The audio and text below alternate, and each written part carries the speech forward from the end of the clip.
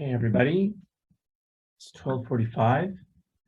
Now it's going by fast, but it also means we'll finish up a little earlier than when we had really originally planned the forum to be live. I'm really excited about the last two panels, which are two roundtables of diverse range of community groups that are active on the housing file.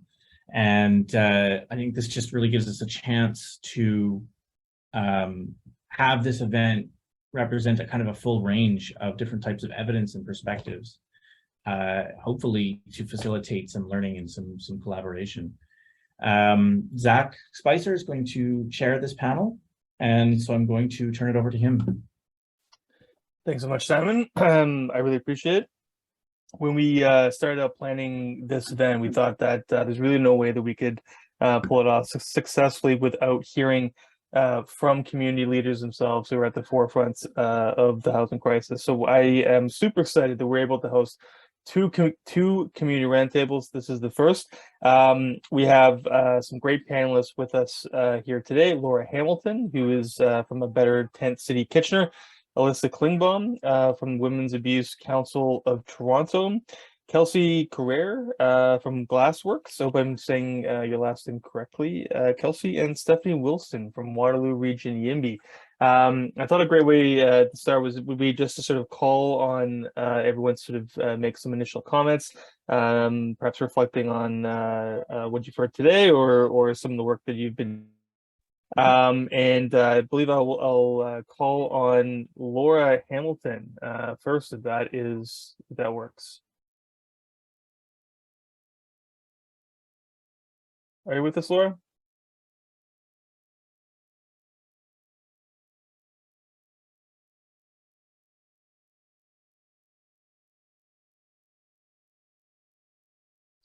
I don't see Laura, so perhaps connection issues there. Perhaps Alissa, would you like to open the panel for us today?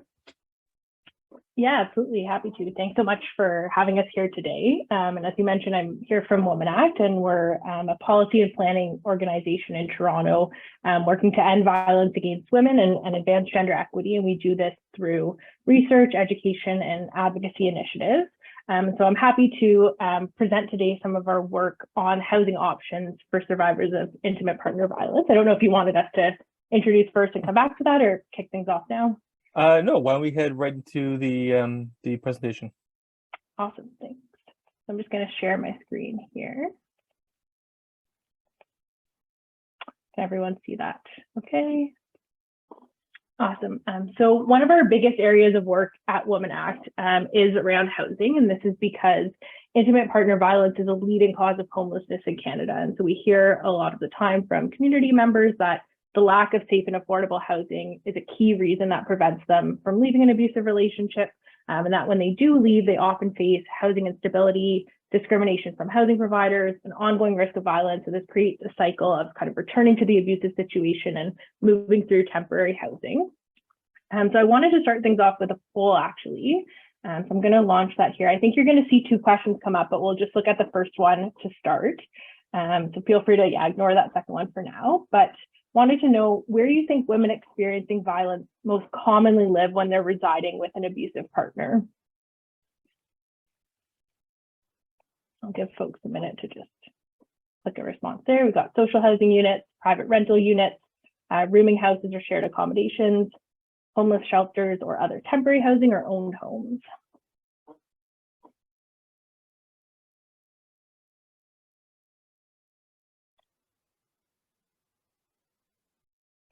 Wait on a couple more responses and then I'll close the poll up.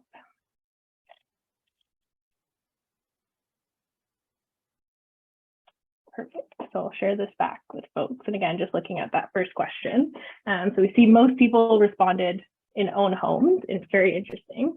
I'll close this poll here. The answer is actually in private rentals. So this kind of surprises a lot of people when we think about where violence against women is happening. But to learn more about some of these housing pathways, we conducted an Ontario-wide survey with 74 survivors focused on where they live when living with an abusive partner and at the time of separation. And so we learned that the most common housing trajectory was going from renting a private market unit with your partner and being listed on the lease of that unit.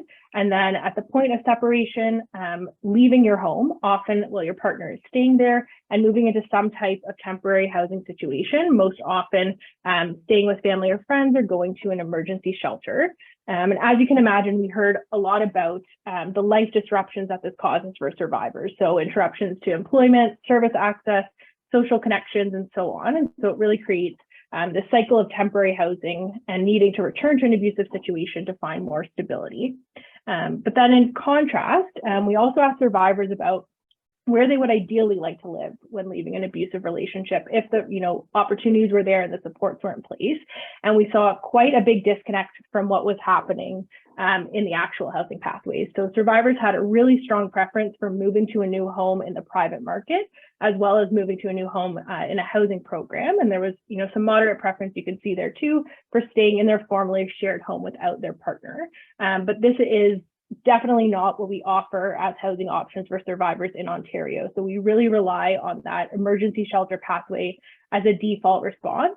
And that differs from many comparator countries to Canada. So in the UK and Australia, there are just very common programs, part of their core housing options that enable survivors to move directly to independent, stable housing or remain safely in their own home when leaving an abusive relationship. And so we know that those types of programs, evidence from those jurisdictions, that they prevent homelessness, they prevent violence, they're way cost saving compared to the shelter crisis response model that we have here in Canada and in Ontario.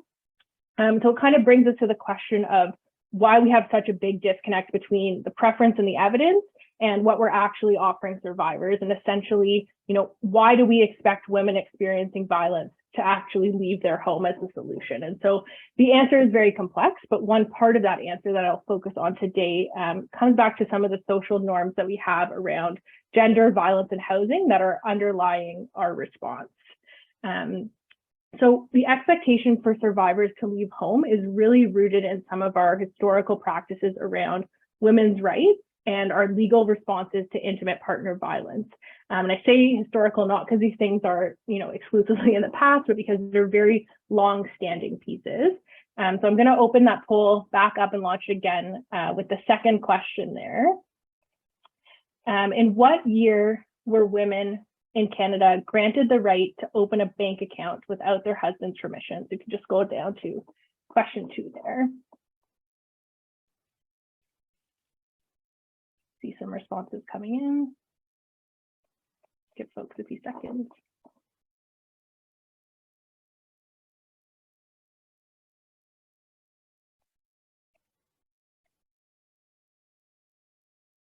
Perfect. Okay, we've got some good responses in, and I'll share that back with folks. So you can see here, very smart audience today. Yes, the answer is 1964. But for many of us, this is in our lifetime. It's not that long ago. And it's really just one example of the ways that, we have prevented women from having financial independence under the law. And in Canada, there are a lot of laws of this nature. Women could not be employed if they were married. They could not have credit cards or bank accounts. They could not be a property owner or take out a mortgage. And even when these rights were legally granted, mostly throughout the 1900s, there were still long periods of time where they weren't in practice. And so the impact of these unequal economic rights really trickles down and is still ongoing today. And then we also have historical practices about the way that intimate partner violence is viewed that's reflected in our laws. So over time, there's been, quite limited legal responses to IPV because of the idea that it's a domestic matter, it's something to be dealt with privately. And so we see that in the ways that police don't always see intimate partner violence as part of their role, that there's a large burden of proof in the legal system to even acknowledge that abuse has occurred. There are quite limited resources to support with safety and cost of pursuing justice in the legal system. And so not recognizing women's rights to property and finances and not supporting intimate partner violence with strong legal backing, it's setting a stage where women are expected to bear the consequences of abuse and deal with it by removing themselves from the situation. Then at the next level, we see a lot of these practices have actually trickled down into the policies and programs that we use for housing survivors in Ontario. And so Women Act conducted an analysis of over 30 laws, policies, and programs to understand their impacts on survivors' housing stability and their framing of survivors' housing pathways. And we found that very few items were supportive of non-shelter housing pathways, and most of the items made the assumption in how they were designed that the survivor would be leaving their home at the point of separation. And so we saw these norms come through in everything from application processes, eligibility criteria, the referral pathways into housing programs, and even just the type of housing that was being offered. We have some examples up here of what these norms look like in the policy and program context. And just for the sake of time, I'll speak to a couple of them. But as an example, in the Residential Tenancies Act around rental housing, there are rules to support survivors with ending a tenancy on shorter notice and without financial penalty, which is great. But the options for doing this are actually that the landlord can either end the entire tenancy or the survivor can end their own interest in a tenancy. And so in both of these cases, the survivor is losing their rental agreement, and there's not exactly a legal route for the landlord to just end the perpetrator's individual interest in the tenancy. So it sets up a situation where the survivor has to lose their rental agreement to use this policy rule. Another example is with municipal housing allowances in the city of Toronto. So again, it's great. We have some portable housing allowances that are allocated specifically for survivors, but you're only eligible to get these housing allowances after you've entered the shelter system. And so you can't be living with an abuser, wanting to leave and applying for a housing allowance that might help you find independent housing. You have to first go to a shelter and reside there to actually be eligible for that support. So again, going back to that pathway of expecting the survivor to leave home. And then the last piece of this kind of social norms puzzle that I'll speak to is some stakeholder consultation that we did with folks working in different sectors who are involved in housing survivors. And we asked them a bit about what they saw as preventing us from expanding the housing options that we offer survivors. What are some of the roadblocks to having more programs focused on independent and stable housing? And of course, we heard about housing affordability and housing stock, but a lot of the answers came back to some of these social norms. And so you can see some quotes from stakeholders up here, but we heard about how, asking survivors to leave their housing situation is a default protocol for a lot of agencies. Shelters are considered the only option when community agencies are intervening in a situation of intimate partner violence.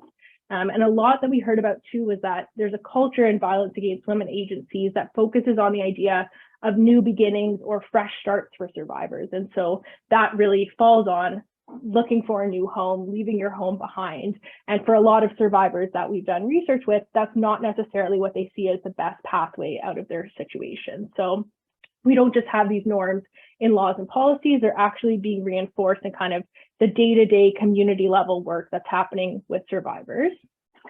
So where do we go from here and start to look to solving some of this?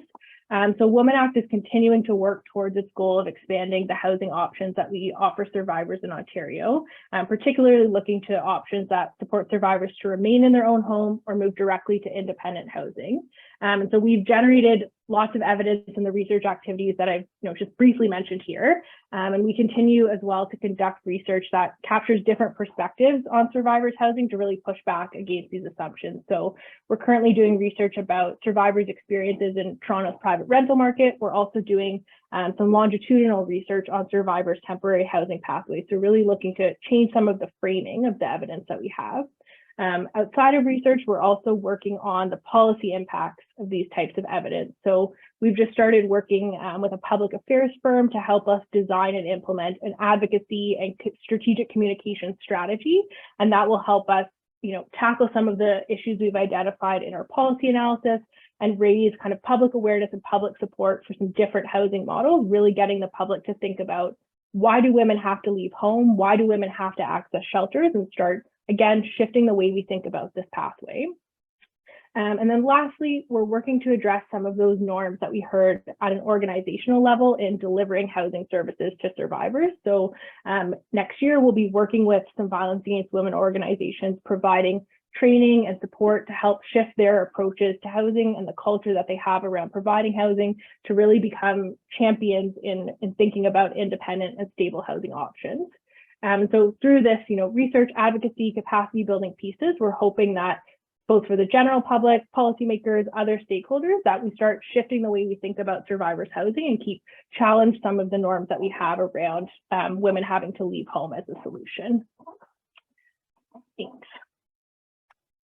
Thank you so much, Alissa. That's fantastic, and certainly generated a lot of discussion in the chat as well. So thank you very much for sharing your thoughts with us. Is Kelsey from Glassworks here? If not, I know we have Stephanie Wilson from YIMBY Waterloo region with us. So maybe we'll give Kelsey and Laura a few more minutes to join us. But in the meantime, Stephanie, would you like to share your thoughts? Sure, thanks. I don't have a presentation, unfortunately, so I'll just talk to you guys. So yeah, my name's Stephanie. I've been volunteering with Waterloo Region YIMBY for about a year now. We are a volunteer-run advocacy group formed in 2019 to counter the not-in-my-backyard attitude towards housing and social services. The textbook NIMBY perspective is one where housing or social services are opposed in their own neighborhood in particular, but without a consistent, coherent case being made to oppose it more generally. We delegate to city and regional councils, speak to the media, and engage on social media in support of all kinds of multi-residential housing, particularly for affordable housing, as well as for harm reduction services and against encampment evictions. In particular, we are campaigning for the City of Kitchener to remove the 400-meter minimum separation distance rule for lodging homes and to allow them in all zones. Lodging homes are multi-residential units with some shared accommodations, such as the kitchen or washroom. They tend to be a more affordable housing type. The City of Kitchener brought the question of allowing lodging homes as of right in all residential zones and removing the minimum separation to the Housing for All Committee. And so we're hoping for and advocating for these changes to be made soon. We delegated, among other delegates, in favor of allowing a Better Tent City to exist in Woolwich, as they had found a willing landlord, but they required zoning permission. Unfortunately, we didn't succeed in convincing Woolwich Council to expedite the zoning process quickly enough for them to move when they needed the space. And a Better Tent City later found their current home in Kitchener. We did have some shared success among other delegates, including Guelph Mayor Cam Guthrie, when we delegated in favor of the Cambridge Consumption and Treatment Services Safe Injections site being at 150 Main Street instead of at the hospital, on the grounds that people were much more likely to go to the Main Street site and many would avoid the hospital. So this can mean the difference between using drugs at a supervised site or somewhere much less safe, which can be the difference between life and death. So it was a pleasant surprise when the City of Cambridge decided to reverse their previous position and to go with the Main Street site. We also delegated in favor of the region formally allowing encampments, otherwise known as sanctioning encampments, several times over the past year, and a bit alongside some other members of the panel as well. While much of our advocacy is for the most affordable housing types, we also advocate more broadly for all multi-residential housing and the zoning changes and variances necessary to allow for them. While it's worth mentioning that single detached homes are generally more expensive than multi-residential housing, another key reason to allow for more multi-residential housing is our overall shortage of housing. One of the more accessible recent pieces to make this point was written by the Canadian Centre for Policy Alternatives economist Alex Hemingway over at Jacobin. He points out that housing costs are closely associated with vacancy rates, which are a useful proxy for housing supply. And he notes that real estate investment trusts are very open about how they profit off of our housing shortage and how increased competition from additional housing supply will make it harder for them to charge high rents. Of course, if we truly want housing that people can afford, the government must also play a larger direct role by building and buying affordable housing and using public land leases for housing, thereby ensuring it remains affordable in perpetuity. Adding to the supply of housing and diversity of housing types is necessary, but it's the bare minimum and it takes too long for us to rely on that entirely. The case for investing in affordable non-market housing is also strengthened when we consider the harm that restrictions on housing has done throughout this province and elsewhere. Investing in making affordable housing for those who need it most is not mere goodwill, but it's also a step towards restitution. We were particularly interested in participating in this forum focused on housing and public opinion because we believe that asking a broader section of the population about what kind of housing they do or do not want allowed is a key approach that we need to take to solve our housing crisis. We think how much and what kind of housing should be allowed in our city is a much better question to ask than how much and what kind of housing should be allowed in your neighborhood, because the former question considers the broader effects of such decisions on our broader population. In effect, it's a more democratically aligned question. It gives standing to all residents of the city, not just those who happen to live closest to a particular new housing proposal. We see this hyper-localized consultation held at the neighborhood level, and that creates a bias against housing. In contrast, if we ask the broader segment of the population their view, like when we have elections, there's much more support for multi-residential housing. So it's important that we not underestimate the broader political support for more housing based on the hyper-local and often unrepresentative opposition that we often see in these neighborhood level consultations. There is room for a broader movement for change because many people are now affected by the housing crisis. We can't forget that the people most affected by our housing crisis are those experiencing or at risk of homelessness. And these are also the groups which NIMBYism hits hardest against. But we also need to be forming alliances against NIMBYism among all those affected by it. So even if you're one of those people that's relatively well off, but you still struggle to pay rent, it's important to consider that the attitudes that drive public opposition to supervised consumption sites or lodging homes, a better tent city, or encampments, it's often the same not in my backyard attitude that hurts you by limiting your own housing options.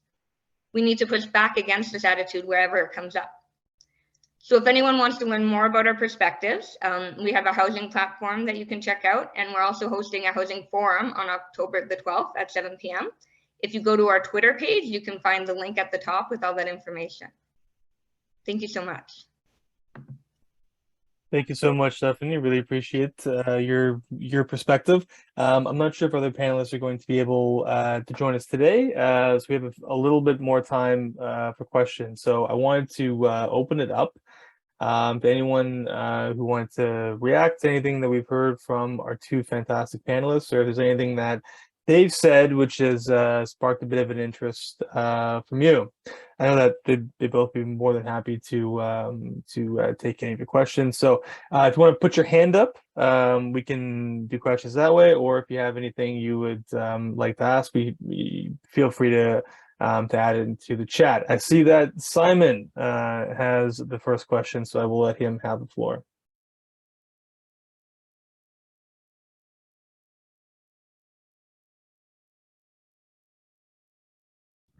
It's a poorly formed question, but I'll ask it nonetheless. Stephanie, I think YIMBYism can kind of basically have kind of two class faces. One for, yes to housing for those on the margins, safe consumption sites, such, and yes to kind of more like middle class kind of housing, dense housing, like, loosening heritage distinctions. Do you find that you get the same type of response from policymakers when you make either of those two arguments, or do you feel like those are treated differently from policymakers, those two pitches, or those two forms of YIMBYism? Like I said, poorly formed question. Yeah, I think we always see, more opposition towards, support and improvements for people on the margins. And we always see, it tends to be harder to push for changes in that regard. But as I was saying, it's important that people recognize that a lot of times, these things are very aligned, and it's, we're much stronger forming that alliance together and the solutions that help one group often help the other group as well. Yeah. Let me ask a follow-up. Do you feel like, and this is maybe like is about coalition politics, do you feel you get support from middle-class YIMBYs for YIMBYism that is more dedicated to like creating housing for those in the margins? I mean, I think more support for that than the other, I would say. But from those who like advocate for kind of more dense neighborhoods and weakening heritage, do you feel like they are your allies? Do you feel like they advocate for you in the way that you might advocate for them? Yeah, I think so. I mean, like as I said, these things help. If we have more housing supply, right, that helps people on the margins as well. Yeah. Right. So, yeah, we're all fighting the same fight. Okay.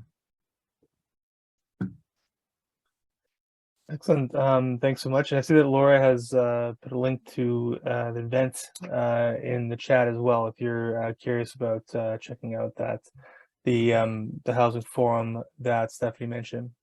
Any other questions for anyone? Again, feel free to put your hand up. Oh, I see Laura has her hand up. Please go ahead. Yeah, thanks both of you for those presentations. Really great. Jotting notes as you're talking. Alissa, my question is for you.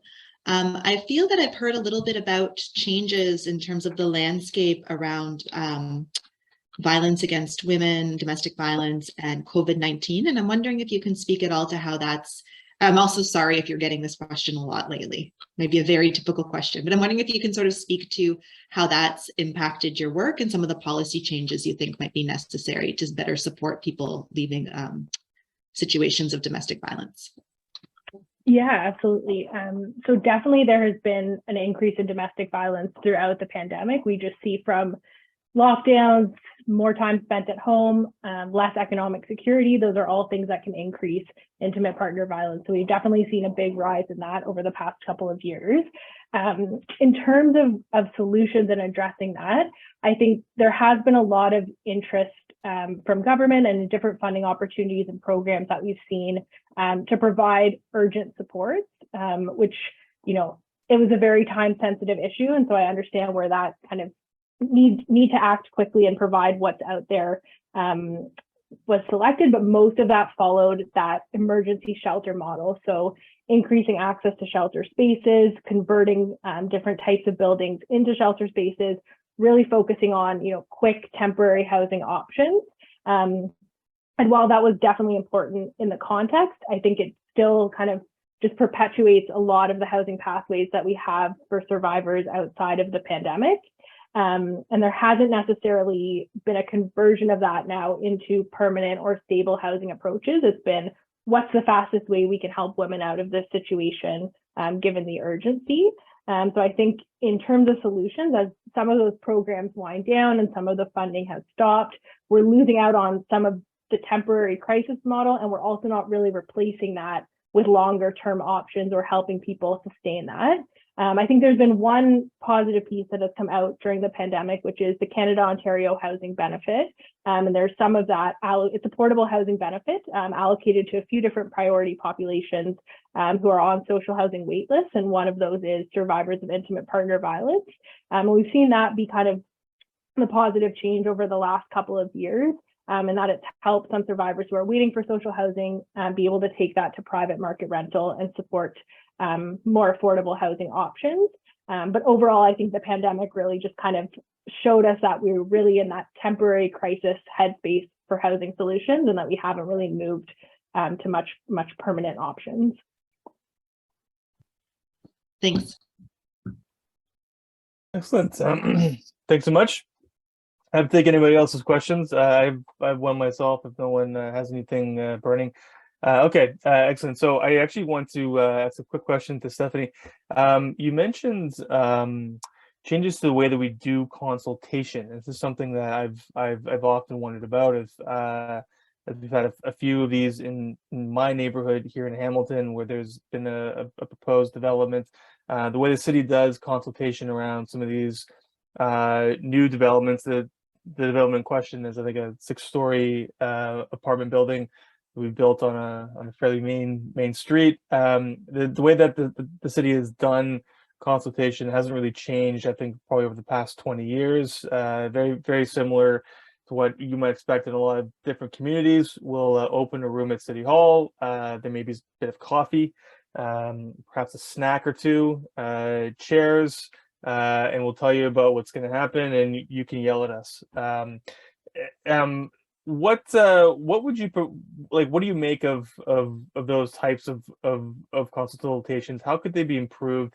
And is there a way to integrate the perspective of future residents into future possible residents into the consultation process that would normally take around planning at the local level? Yeah, great question. And I think you hit right on the key point at the end there, future residents, right? Because when they do the consultations, they're asking everyone who's a resident in the area now, but not all those potential people who might be wanting to come in, because there's a good chance they would be very in favor of their home being built there. So yeah, I think that, broadening out the outreach for who is notified about these taking place, and putting weight on the input, right? I mean, if anyone has, registered an interest in the development or the area or things like that, they should be notified so that they can come and advocate on their behalf. Like, I want to move my family here and work in this area and build a life here, right? And that's something that should be considered. And again, going into the more broader geographical area as well, right? So when we look at like elections and things like that, policies can be determined at that level as well, instead of only in the per kind of development decision, which also gives more security to and consistency to developers, right, as they're building, if they know what to expect in advance as well. Sorry, I'm muted. Yeah, it's an interesting challenge, I think, right? Because you have a group that's uniquely incentivized to sort of go there and share their perspective. Future residents or other residents who may be renting within the area are not. In fact, I was the only person in the room who was saying we should go ahead and build this. Which I think is very gentle, which would fall into the gentle density category, I thought, anyway. Yelled at. I think I'm probably off the invite list for the neighborhood party for the next couple of years, but that's okay. The neighbors seem like terrible people anyways. But yeah, it's a bit of a challenge figuring out how to actually integrate that, especially around incentives and motivations. We do still have about 10 minutes for questions. I don't know if anybody wants to hop in with anything. We'd be more than happy to entertain the questions. We don't have a break between the next panel, so if there isn't any questions, maybe I'll leave it to Simon as chair of our event, maybe do a bit of a break or something along those lines. But if anyone has anything they would like to ask, we'd be more than happy to ask our panelists to respond. I think Kay here has an interesting question. I think is directed towards Stephanie. How do you consult future residents? I think that's an interesting question. Yeah, so I think you need to provide opportunities for people to register their interests, right? In the area, and if in the development there's a specific development being planned, that could also be done. And then that way they can have a say in what gets built there and what it looks like, and say we're interested in becoming residents of this area. Here's what we would like to see, right? And their voices should count the same. Excellent. I think from my perspective, the challenge is sort of getting to that spot, right? You mentioned too. So I know Simon has his hand up, but you mentioned elections as a good kind of proxy for for what residents across the city may want to see. So I'll just ask you, Stephanie, if you don't mind responding. Is it time to do away with neighborhood consultation on planning matters like this? Should we just abandon that process and move towards just using election results as a mandate to move forward, or is there still value in this local process? Yeah, I don't know if I'm qualified to answer the question. I mean, I think probably a lot of what we do on could be moved to away from this hyper local process, right? Like it seems in a lot of cases areas are underzoned, and then kind of each development has to go through this process to kind of get it at where it seems the zoning should be, and you know, and that's not good for anyone. It makes housing more expensive, right? Because more of these things has to happen. There's less certainty for the developers, right? And so yeah, if things are appropriately zoned, and there's much less that needs to happen.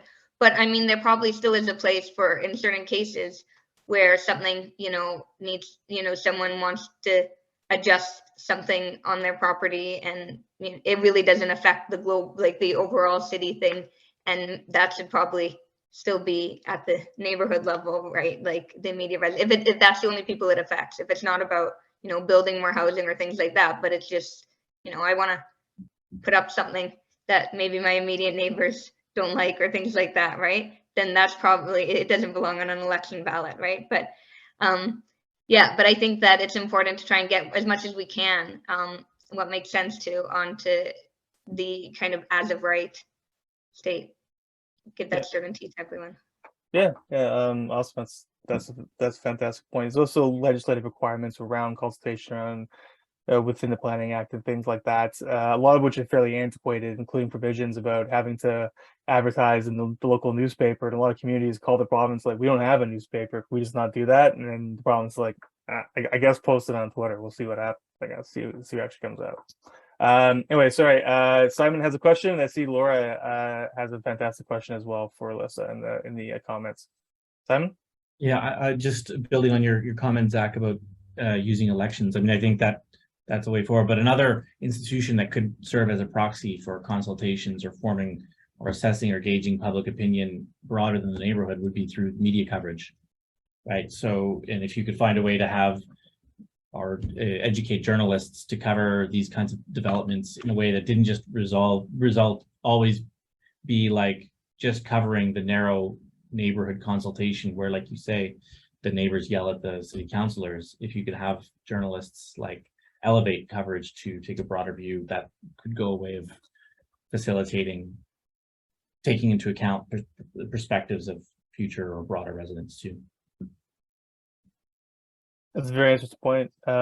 Cynthia, do you want to respond to that? Yeah, I mean, the more sources of input that come in, I think, are important. I mean, obviously, with media, there can be some bias in there as well, depending on, you know, yeah, their ownership structure and things like that. But no, I think that it's important to look at as much kind of broad opinion as we can, and I do think that it is a good source that we shouldn't ignore. Excellent. Thanks so much. And I see Laura has a great question here for Alissa around the issue of consultations where in locating domestic violence shelters and transitional housing. Is this something that is relevant to your work as well? Yeah, I think some of that NIMBYism is definitely relevant. I would say for some of the process with developing shelters, it can be a little bit different with confidential locations for domestic violence shelters. But in terms of the consultation piece, I think one thing we've seen as really successful on, you know, affordable housing consultation in general is having close partnerships with community agencies during the consultation process. So we've worked with the municipal government in the past to actually host some of those consultations through our agency, and we've been able to reach folks who are not as engaged in that normal consultation process or wouldn't be aware of those opportunities. We're able to secure some more adequate funding to compensate people for their time when participating in those consultations. So I think using that partnership to get some different voices in the consultation process can be really helpful as well, and has been a success in our work so far. Excellent. Thanks so much. So I'm knowing the time here, I think I'll do one last call for questions or comments. Anything that you think you may want to ask. I know our panelists will be here for a bit longer. So if anything pops into your mind afterwards, you can always message them in the chat. But not seeing any questions. I don't know if Simon, it's okay if I pass it back to you. We have about 5 minutes before the next panel. I don't know if you're interested in doing a bit of a break or going right to the next panel, but I want to keep the show on the road. So how about I pass it back to you? But first, a big, huge thanks to both of our panelists for coming here today and sharing your thoughts with us. Thank you so much.